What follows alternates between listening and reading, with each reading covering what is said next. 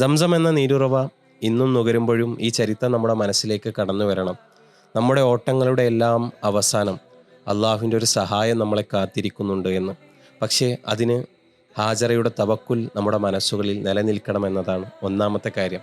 രണ്ടാമത്തേത് നമ്മൾ തിരിച്ചറിയേണ്ടത്, അവിടെ സംസം എന്ന നീരുറവ പൊട്ടുന്നു. ആ ജലസ്രോതസ് കണ്ട് ഗോത്രങ്ങൾ കടന്നു വരുന്നു. അങ്ങനെയാണ് മക്കയിൽ ഒരു നാഗരികത രൂപപ്പെടുന്നത്. നമ്മൾ അനുഭവിക്കുന്ന ഓരോ പരീക്ഷണങ്ങൾക്ക് പിറകിലും തീർച്ചയായും അള്ളാഹുവിൻ്റെ മഹത്തായ ഹിക്കുമത്തുകൾ ഉണ്ടാകും. പക്ഷേ തവക്കുലുണ്ടെങ്കിൽ മാത്രമേ പരീക്ഷണങ്ങൾക്ക് പിറകിലെ ആ പടവുകൾ നമ്മൾക്ക് കാണാൻ സാധിക്കുകയുള്ളൂ. പ്രശ്നങ്ങൾക്ക് പിറകിലെ പരിഹാരങ്ങളെ നമ്മൾക്ക് കാണാൻ സാധിക്കുകയുള്ളൂ. ഏത് പ്രയാസത്തിലൂടെ കടന്നു പോകുമ്പോഴും മനസ്സിൽ ഓർത്തു വെക്കുക, ഫൈന്ന മഅൽ ഉസ്രി യുസ്റ. തീർച്ചയായും എല്ലാ പ്രയാസത്തിൻ്റെ കൂടെയും ഒരു എളുപ്പമുണ്ട്.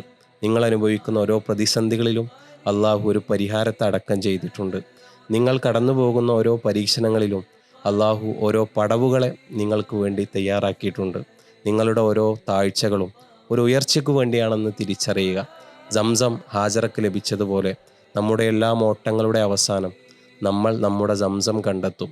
അപ്പോൾ ഖുർആനിലെ ആ വചനം നമ്മൾ സ്മരിക്കും. വലസൗഫ യുഅ്തീക റബ്ബുക ഫതർല. വഴിയെ നിന്റെ രക്ഷിതാവ് നിനക്ക് നൽകുന്നതാണ്. ഫതർല, അപ്പോൾ നീ സംതൃപ്തനാകുന്നതാണ്. റസൂൽ സല്ലല്ലാഹു അലൈഹി വസല്ലം പറയുന്നു, ഇസ്മായിലിൻ്റെ ഉമ്മ ഹാജറിനെ അള്ളാഹു അനുഗ്രഹിക്കട്ടെ. അവർ തടഞ്ഞിട്ടില്ലായിരുന്നെങ്കിൽ ഇന്ന് സംസം ഒരു അരുവിയാകുമായിരുന്നു.